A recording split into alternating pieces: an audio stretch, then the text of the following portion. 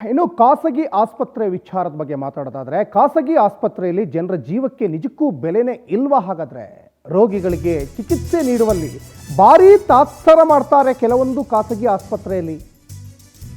ರೋಗಿಗಳು ಅಲ್ಲಿ ಜೀವ ಉಳಿಸ್ಕೊಳ್ಬೇಕು ಅಂತ ಆಸ್ಪತ್ರೆ ಕಡೆಗೆ ಮುಖ ಮಾಡ್ತಾರೆ.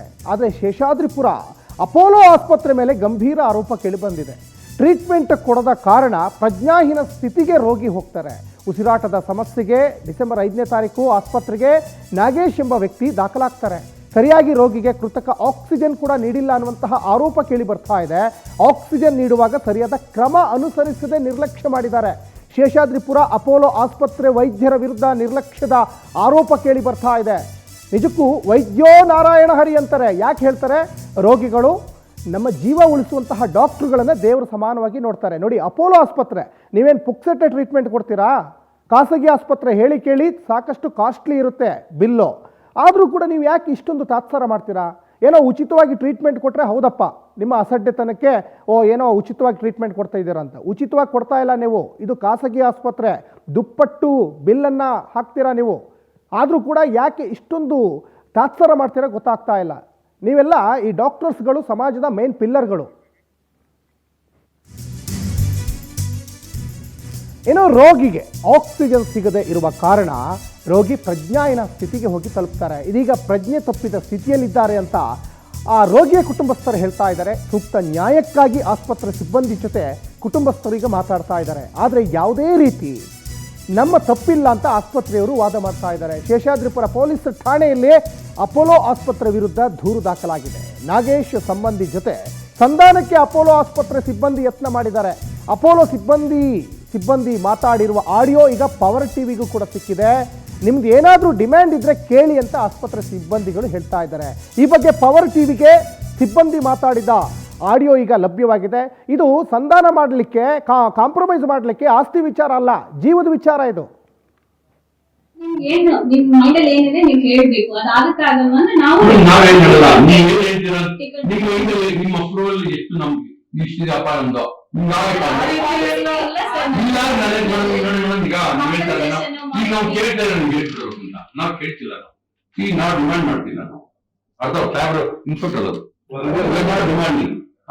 ಗಲಾಟೆ ಮಾಡಕ್ ಬಂದಿಲ್ಲ, ನಾವು ನ್ಯಾಯ ಕೇಳಕ್ ಬಂದಿಲ್ಲ.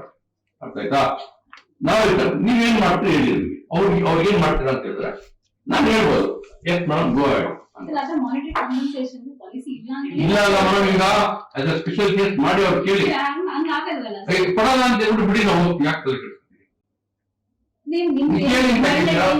ಯಾಕೆ ಹೇಳ್ತೀರಾ? ನೀವು ಕೂಡ ಪಾಲಿಸಿ ಇಲ್ಲ ಅಂದ್ರೆ ನಿಮ್ ಮೈಂಡ್ ಯಾಕೆ ಹೇಳ್ತೀರಾ? ಅದಕ್ಕೆ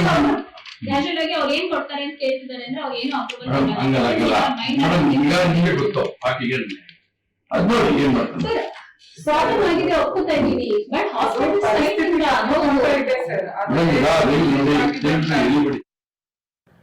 ಎಸಿ ಬಗ್ಗೆ ಹೆಚ್ಚಿನ ಡೀಟೇಲ್ಸ್ ಅನ್ನ ನಮ್ಮ ಪ್ರತಿನಿಧಿ ಸುಷ್ಮಿತಾ ಕೊಡ್ತಾ ಹೋಗ್ತಾರೆ. ಸುಷ್ಮಿತಾ, ವೈದ್ಯೋ ನಾರಾಯಣ ಹರಿ ಅಂದ್ರೆ ರೋಗಿಗಳು ನಮ್ಮ ಜೀವ ಉಳಿಸ್ತಾರೆ ಡಾಕ್ಟ್ರು ಅಂತ ಆಸ್ಪತ್ರೆ ಕಡೆ ಮುಖ ಮಾಡ್ತಾರೆ. ಆದರೆ ಇಲ್ಲಿ ಕಾಂಪ್ರಮೈಸ್ ಮಾತಾಡಿದ್ದಾರೆ.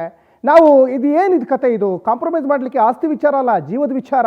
ಏನೋ ಅವರ ಪತ್ನಿ ಹತ್ರ ಅಲ್ಲಿ ಆಸ್ಪತ್ರೆಗೆ ಸಂಬಂಧಪಟ್ಟ ಸಿಬ್ಬಂದಿಗಳು ಮಾತಾಡಿದ್ದಾರೆ ಅಂತೆ. ಏನಿದೆ ಇದ್ರ ಹಿನ್ನೆಲೆ, ಏನು ಕತೆ ಇದು ಸುಷ್ಮಿತಾ?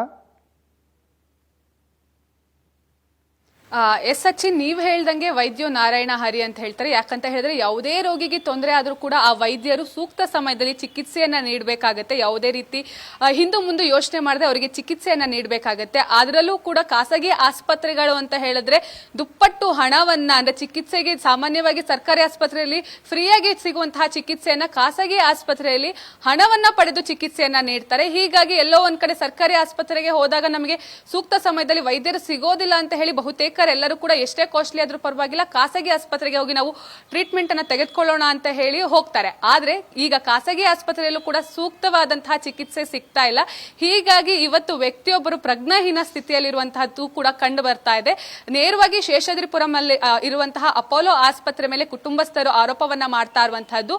ಸುಮಾರು 49-50 ವರ್ಷದ ನಾಗೇಶ್ ಅವರು ಕಳೆದ ಡಿಸೆಂಬರ್ 5ನೇ ತಾರೀಕು ಸ್ವಲ್ಪ ಉಸಿರಾಟದ ಸಮಸ್ಯೆಯಿಂದ ಆಸ್ಪತ್ರೆಗೆ ದಾಖಲಾಗ್ತಾರೆ. ಆದ್ರೆ ಆ ಒಂದು ಸಮಯದಲ್ಲಿ ಅವರಿಗೆ ಸರಿಯಾಗಿ ಆಕ್ಸಿಜನ್ ಅನ್ನ ನೀಡಲಿಲ್ಲ. ಹೀಗಾಗಿ ಇವತ್ತು ಅವರು ಪ್ರಜ್ಞಾಹೀನ ಸ್ಥಿತಿಯಲ್ಲಿದ್ದಾರೆ ಅಂತ ಹೇಳಿ ಕುಟುಂಬಸ್ಥರು ಆರೋಪವನ್ನ ಮಾಡ್ತಾ ಇದ್ದಾರೆ. ನನ್ನ ಜೊತೆ ಅವರ ಪತ್ನಿ ಇದ್ದಾರೆ ದೀಪ್ತಿ, ಅವ್ರನ್ನ ಮಾತಾಡಿಸ್ತಾ ಹೋಗ್ತೀನಿ. ಅವರು ಸಂಪೂರ್ಣವಾಗಿ ಇದ್ರ ಬಗ್ಗೆ ಮಾಹಿತಿಯನ್ನ ನೀಡ್ತಾರೆ.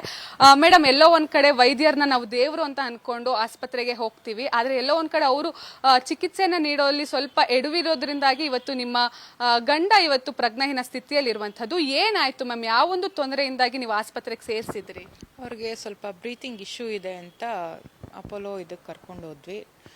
ಶುಕ್ರವಾರ ರಾತ್ರಿ 10:30 ಕರ್ಕೊಂಡು ಹೋದಾಗ ಅವ್ರು ಎಮರ್ಜೆನ್ಸಿಗೆ ನಡ್ಕೊಂಡೇ ಹೋದರು. ಏನು ಇದರಲ್ಲೇನು ಹೋಗಲಿಲ್ಲ.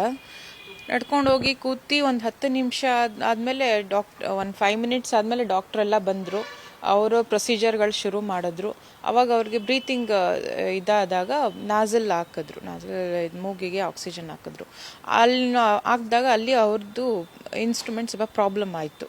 ಅದನ್ನು 3 ಮೆಂಬರ್ಸ್ಗಳು, ಒಬ್ಬರು ಪ್ರತೀಕ್ಷಾ ಅಂತ, ಮತ್ತು ಅವ್ರ ಇನ್ನೊಬ್ರು ಅಸಿಸ್ಟೆಂಟು ಮತ್ತು ಇನ್ನೊಬ್ಬರು ವಾರ್ಡ್ ಬಾಯ್, 3 ಜನನೂ ಟ್ರೈ ಮಾಡಿದ್ರು. ಅಷ್ಟೊತ್ತಿಗೆ ಅವ್ರಿಗೆ ಉಸಿರಾಟದಲ್ಲಿ ತುಂಬ ಸಫಿಕೇಟ್ ಆಗೋಕೆ ಶುರು ಮಾಡಿದ್ರು. ನಾವು ಅವರಿಗೆ ಹೇಳಿದ್ವಿ ಅವ್ರಿಗೆ ಆಗ್ತಾ ಇಲ್ಲ, ಅದ್ರ ಬದಲು ನೆಬ್ಲೈಸೇಷನ್ ಆದರೂ ಕೊಡಿ, ಸ್ವಲ್ಪ ರಿಲೀಫ್ ಆಗುತ್ತೆ ಅಂತ. ಆಯಿತು ಅಂತ ನೆಬ್ಲೈಸೇಷನ್ ಕೊಟ್ಟರು. ನೆಬ್ಲೈಸೇಷನ್ ಕೊಡೋದ್ರೆ ಆಕ್ಸಿಜನ್ ಪೈಪ್ನ ಅವರು ಮೂಗಿಗೆ ಹಾಕಲಿಲ್ಲ. ಮಾಸ್ಕ್ ಒಳಗಡೆ ಸುಮ್ಮನೆ ಹಾಗೆ ಇಟ್ಟಿದ್ದಾರೆ. ಅದನ್ನು ತಗೊಳ್ತಾ ಇಟ್ಟಿದ್ದಾಗ ಅವರು ಸ್ವಲ್ಪ ಇದಾದ್ರು. ಆಮೇಲೆ ಅದ್ರ ಬಗ್ಗೆ ಅವ್ರು ಕೇರೇ ಮಾಡಲಿಲ್ಲ. ನಾವು ಆ ಮಾಸ್ಕ್ ಹಾಗೇ ಇದೆ, ಆಕ್ಸಿಜನ್ ಹಾಗೆ ಹೋಗ್ತಾ ಇದೆ, ಯಾರು ಅಟೆಂಡೇ ಮಾಡ್ತಾ ಇರಲಿಲ್ಲ ಕರೆಕ್ಟಾಗಿ. ನಾವು ಒಂದು 2-3 ಸತಿ ಹೋಗಿದ್ದೀವಿ. ಅದು ಪೈಪ್ಗಳು ಹಾಗಾಗಿ ಬಿದ್ದೋಗ್ತಾ ಇದೆ. ಒಂದು ಸತಿ ಮೂಗಿಂದ ಬಿದ್ದಿದೆ, ಒಂದು ಸತಿ ಆ ಮಿಷಿನ್ ಇದರಿಂದ ಕನೆಕ್ಟ್ ಮಾಡಿರ್ತಾರಲ್ಲ ಆಕ್ಸಿಜನ್, ಅಲ್ಲಿಂದ ಬಿದ್ದಿದೆ. ನಾನು ನಮ್ಮ ಭಾವ 2 ಸತಿ ಹೋಗಿ ಹಾಕಿದ್ದಾರೆ.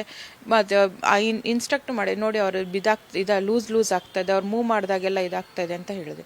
ಆಯಿತು ಅಂತ ಇದು ಮಾಡಿದ್ರು. ಆಮೇಲೆ ತುಂಬ ಎಷ್ಟು ಚಳಿ ಆಗ್ತದೆ ಅಂತೆಲ್ಲ ಹೇಳಿದ್ವಿ. ಎಲ್ಲ ಅವ್ರು ಬೇರೆ ಕಡೆನೇ ಇದು ಮಾಡಿಕೊಂಡ್ರು, ಈ ಕಡೆ ಇದು ಮಾಡಲಿಲ್ಲ, ಇಂಟ್ರೆಸ್ಟೇ ಇದು ಮಾಡಲಿಲ್ಲ.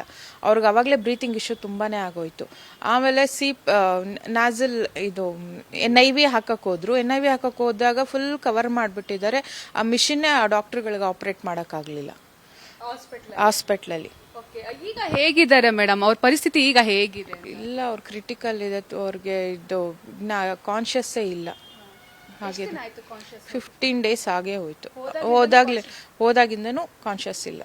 ಮ್ಯಾಮ್, ಸಾಮಾನ್ಯವಾಗಿ ಒಂದು ಡೌಟ್ ಬರುತ್ತೆ ಎಲ್ಲರಿಗೂ ಕೂಡ, ಪ್ರೈವೇಟ್ ಹಾಸ್ಪಿಟ್ಲು ಅಂದ್ರೆ ಎಲ್ಲೋ ಒಂದ್ ಕಡೆ ದುಡ್ಡಿನ ಸಮಸ್ಯೆ ಆಗಿರುತ್ತೇನೋ, ದುಡ್ಡು ಕಟ್ಟಿಲ್ವೇನೋ ಅನ್ನೋದು ಕೂಡ ಇರುತ್ತೆ. ಹೀಗಾಗಿ ಡಾಕ್ಟರ್ಗಳು ಚಿಕಿತ್ಸೆಯನ್ನ ಕೊಡೋದಿಲ್ಲ ಅಂತಾನೂ ಕೂಡ ಕೆಲವೊಂದಿಷ್ಟು ಜನ ಆರೋಪವನ್ನ ಮಾಡ್ತಾರೆ. ನಿಮ್ಗೇನಾದ್ರು ಆ ತರ ಪ್ರಾಬ್ಲಮ್ ಆಗಿತ್ತಾ? ನಾವು ಇನ್ಶೂರೆನ್ಸ್ ಇದ್ದಿದೆ ಅಂತಾನೆ ಹೇಳಿ ಎಲ್ಲ ಪ್ರೊಸೀಜರ್ ಎಲ್ಲ ಮಾಡಿದೀವಿ. ನಮ್ಗೇನು ದುಡ್ಡಿಂದ ಅಂತಲ್ಲ, ಅವ್ರ ನೆಗ್ಲಿಜೆನ್ಸಿಯಿಂದ ಇದಾಗಿರೋದು.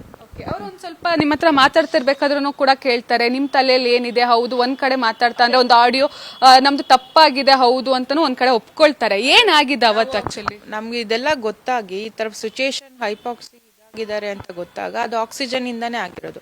ಅವರು ಎಮರ್ಜೆನ್ಸಿಲಿ ಕರೆಕ್ಟಾಗಿ ಆಕ್ಸಿಜನ್ ಸಪ್ಲೈ ಮಾಡಿದ್ರು, ಅವರಿಗೆ ಈ ಪ್ರಾಬ್ಲಮ್ ಬರ್ತಾ ಇರಲಿಲ್ಲ. ಅದನ್ನೇ ನಾವು ಫ್ಯಾಮಿಲಿ ಮೆಂಬರ್ಸ್ ಎಲ್ಲ ಇದು ಮಾಡಿ ಪ್ರೊಟೆಸ್ಟ್ ಮಾಡಿದಾಗ ಅವರು ನಮ್ಮನ್ನು ಕಾಮ್ ಡೌನ್ ಮಾಡೋದಕ್ಕೆ ಇವೆಲ್ಲ ಹೇಳಿದ್ರು.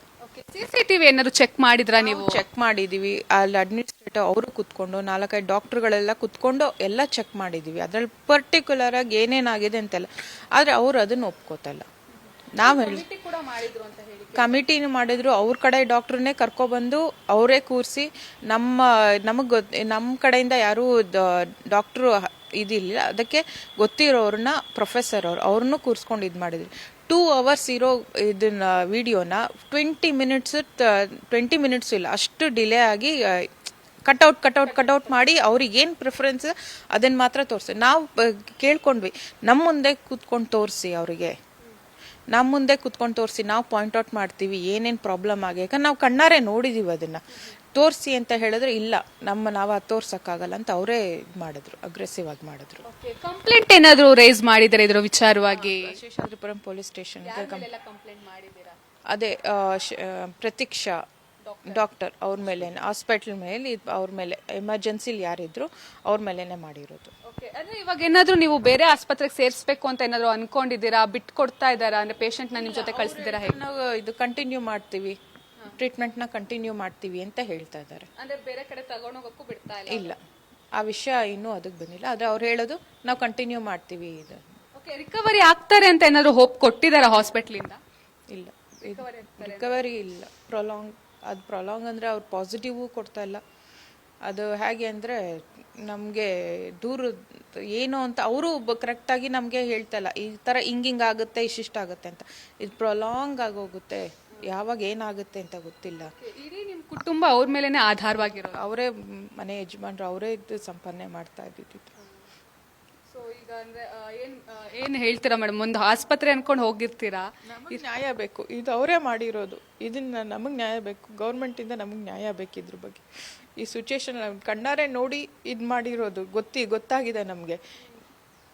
ಅದಕ್ಕೆ ನಮಗೆ ಇದ್ರ ಬಗ್ಗೆ ನಮ್ಗೆ ನ್ಯಾಯ ಬೇಕು, ಪರಿಹಾರ ಬೇಕು. ಓಕೆ, ಅಂದ್ರೆ ಮಕ್ಕಳು ಎಷ್ಟು ಮಕ್ಕಳು? ಒಬ್ಬನೇ ಮಗ. ಎಲ್ಲರೂ ಅವರೇ ನೋಡ್ಕೊಂಡು? ಹೌದು.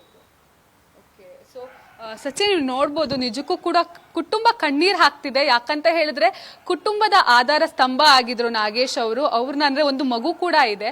ಸೊ ಈಗ ಎಲ್ಲರೂ ಕೂಡ ಕೇಳ್ತಾ ಇರೋದು ಒಂದೇ, ಇಡೀ ಕುಟುಂಬ ಆಗ್ರಹ ಮಾಡ್ತಾ ಇರೋದು ಒಂದೇ. ಯಾಕಂತ ಹೇಳಿದ್ರೆ ನಾವು ಕಣ್ಣಾರೆ ನೋಡಿದೀವಿ ಯಾವ ರೀತಿಯಲ್ಲಿ ಅವರು ಟ್ರೀಟ್ಮೆಂಟ್ ಕೊಡುವಂತಹ ಸಂದರ್ಭದಲ್ಲಿ ಬೇಜವಾಬ್ದಾರಿತನವನ್ನ ಮೆರೆದಿದ್ದಾರೆ ಅಂತ ಹೇಳಿ. ಹಾಗೆ ನಾವು ಸಾಕಷ್ಟು ವಾದ ಮಾಡಿದಾಗ್ಲೂ ಕೂಡ ಅವ್ರು ಹೇಳ್ತಾ ಇದ್ದಿದ್ದು, ನಿಮ್ಮ ತಲೆಯಲ್ಲಿ ಏನಿದೆ ಅಥವಾ ನಿಮ್ದು ಏನಾದ್ರು ಡಿಮ್ಯಾಂಡ್ಸ್ ಇದೆಯಾ ಅದನ್ನ ಹೇಳಿ ಅಂತ ಅವ್ರು ಹೇಳ್ತಾ ಇದ್ದಾರೆ ಹೊರತು ಯಾಕೆ ಈ ರೀತಿ ಮಾಡಿದ್ರು ಅಂತ ಹೇಳಿ ಯಾರು ಕೂಡ ಉತ್ತರವನ್ನ ಕೊಡ್ತಾ ಇಲ್ಲ. ಹೀಗಾಗಿ ನಾವು ಶೇಷಾದ್ರಿಪುರಂ ಪೊಲೀಸ್ ಠಾಣೆಯಲ್ಲೂ ಕೂಡ ಇದ್ರ ಬಗ್ಗೆ ದೂರನ್ನ ದಾಖಲಿಸಿದೀವಿ. ನಾವು ಸೂಕ್ತವಾದಂತಹ ನ್ಯಾಯಕ್ಕೆ ನಾವು ಆಗ್ರಹ ಮಾಡ್ತಾ ಇದೀವಿ ಅಂತ ಹೇಳಿ ಕುಟುಂಬಸ್ಥರು ಹೇಳ್ತಾ ಇರುವಂತದ್ದು. ನಿಜಕ್ಕೂ ಕೂಡ ಯಾರೇ ತಪ್ಪಿತಸ್ಥರಿದ್ರೂ ಕೂಡ ಅವರ ಮೇಲೆ ಕಾನೂನು ರೀತಿಯ ಕ್ರಮ ಆಗ್ಬೇಕಾಗತ್ತೆ. ಯಾಕಂತ ಹೇಳಿದ್ರೆ ಇವತ್ತು ನಾಗೇಶ್ಗೆ ಆದಂತಹ ಬೇಜವಾಬ್ದಾರಿತನದಿಂದ ಅವ್ರೇನ್ ಟ್ರೀಟ್ಮೆಂಟ್ ಅನ್ನ ಕೊಟ್ಟಿದ್ದಾರೆ, ಮುಂದೊಂದು ದಿನ ಬೇರೆಯವ್ರಿಗೂ ಕೂಡ ಆಗತ್ತೆ. ಹಾಗೆ ಇಡೀ ಕುಟುಂಬ ನಂಬ್ಕೊಂಡಿರುವಂತದ್ದು ನಾಗೇಶ್ ಅವ್ರನ್ನ. ಸೊ ಹೀಗಾಗಿ ಆದಷ್ಟು ಬೇಗ ನಾಗೇಶ್ ಅವರು ಕೂಡ ಚೇತರಿಸಿಕೊಳ್ಳಿ ಅಂತ ಹೇಳಿ ಪವರ್ ಟಿವಿ ಆಶಯ ಕೂಡ ಆಗಿದೆ. ಕಾದ್ ನೋಡ್ಬೇಕಾಗಿದೆ ಕಾನೂನಿನಲ್ಲಿ ಇದಕ್ಕೆ ಯಾವ ರೀತಿಯ ಕ್ರಮಗಳಿದೆ ಅಥವಾ ಹಾಸ್ಪಿಟಲ್ ಅವರು ಇದ್ರ ಬಗ್ಗೆ ಯಾವ ರೀತಿಯಲ್ಲಿ ಕ್ರಮ ವಹಿಸ್ತಾರೆ ಅಂತ ಹೇಳಿ. ಸಚಿನ್. ಎಸ್ ಸುಷ್ಮಿತಾ, ಧನ್ಯವಾದ ತಮ್ಮೆಲ್ಲ ಡೀಟೇಲ್ಸ್ಗಾಗಿ.